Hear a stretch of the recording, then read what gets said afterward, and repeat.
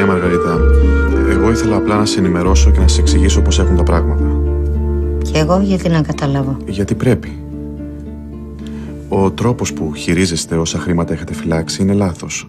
Και πλέον δεν έχετε το περιθώριο να ξοδεύετε άλλο. Μάλιστα. Κυρία Μαργαρίτα, μόνο τα πάγια έξοδά σας, μόνο η συντήρηση αυτού του σπιτιού και μόνο η εφορία σας έχουν κάνει μέσα σε ένα χρόνο να έχετε χάσει σχεδόν ό,τι υπήρχε. Το σπίτι είναι το πρόβλημα. Το πρόβλημα είναι ότι εσείς δεν έχετε συνειδητοποιήσει πως είστε σε οικονομικό αδιέξοδο. Οι κάρτες σας όλες είναι υπερχρεωμένες. Η τράπεζα σε λίγο καιρό θα έχει πρόβλημα.